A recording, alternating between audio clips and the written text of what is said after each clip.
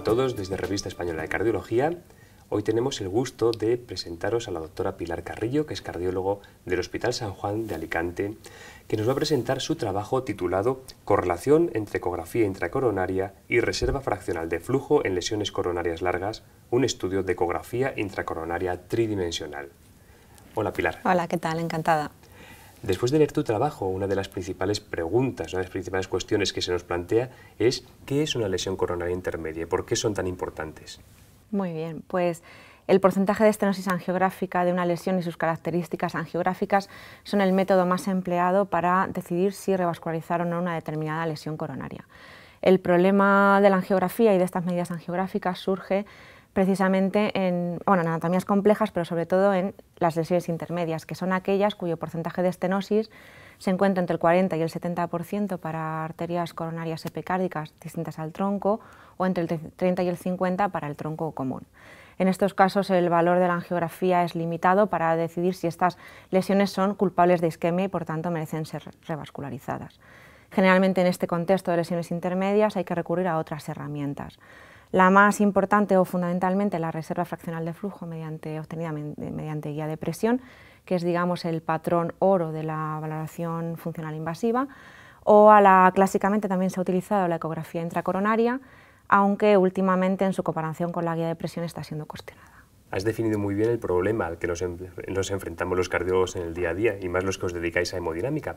¿Podrías describirnos, por favor, en pocas palabras, cuál es el diseño del estudio? Pues se trata de un estudio prospectivo, observacional, de pacientes que se sometieron a coronariografía por sospecha de enfermedad coronaria, a los que se les realizó guía de presión y ecografía intracoronaria con el objetivo de valorar la repercusión funcional de lesiones que cumplían dos criterios. Por un lado, lesiones intermedias, es decir, con un porcentaje de estenosis entre el 40 y el 70% por estimación visual, y lesiones largas, que las definimos como aquellas mayores de longitud de la lesión mayor de 20 milímetros. Entonces, nosotros partimos de la premisa de que el porcentaje de estenosis y los parámetros anatómicos que se utilizan generalmente en la angiografía y en el IBUS son muy importantes a la hora de definir la estenosis, pero no son suficientes. Si tenemos en cuenta la clásica ecuación de la dinámica de fluidos, la resistencia que encuentra la sangre al pasar por una estenosis depende mucho del grado de estenosis, pero también de la longitud. Y entonces lo que hicimos fue realizar cuantificación angiográfica y cuantificación tridimensional con el IBUS, con el objetivo de obtener una serie de medidas directas del tipo longitud, diámetro y área luminal mínima y media, etc., parámetros volumétricos directos de IBUS, y con ello construir unos índices en los cuales incluimos estos parámetros directos, pero que incluyeran la longitud de la lesión en su definición. Y con ello hicimos varios estudios de correlación entre estos índices o medidas y la reserva fraccional de flujo en estas lesiones intermedias y largas. ¿Y los principales resultados del estudio?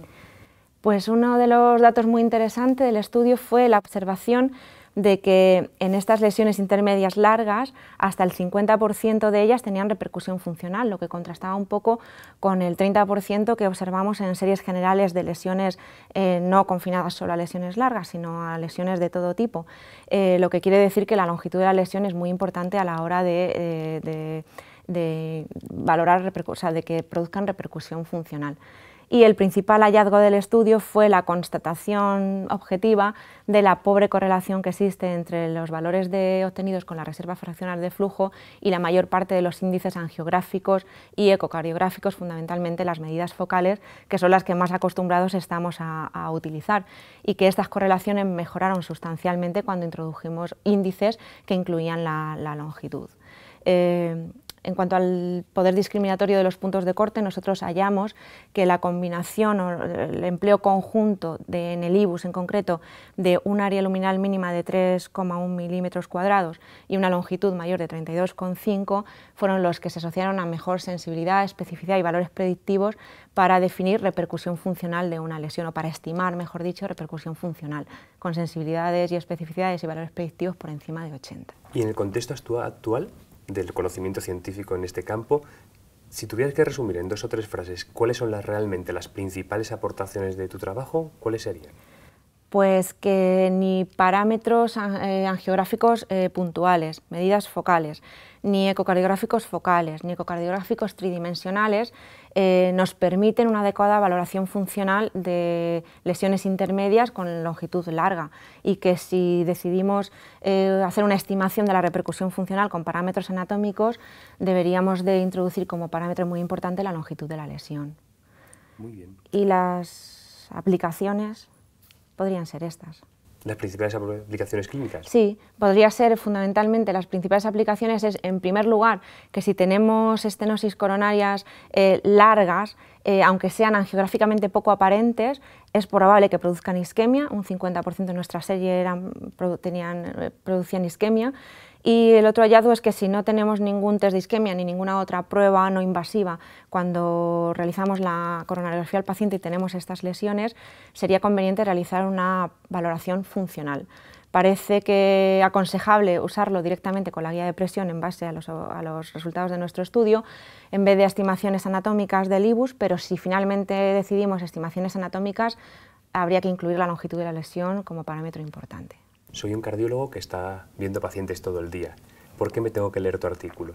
Pues porque el valorar lesiones angiográficas intermedias en la práctica clínica es importante por un doble motivo complementario.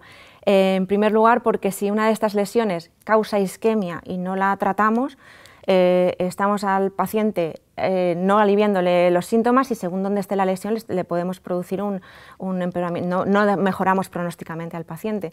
Y todo lo contrario, si tratamos lesiones que no producen isquemia, estamos haciendo algo que no está basado en la evidencia, que incluso puede ser perjudicial para el paciente, y además estamos sometiéndolo a un coste importante que en los tiempos que corren pues es a tener en cuenta. Muchísimas gracias, Pilar, por dejarnos las cosas tan claras, y muchísimas gracias a todos por vuestra atención. Gracias. Gracias a vosotros.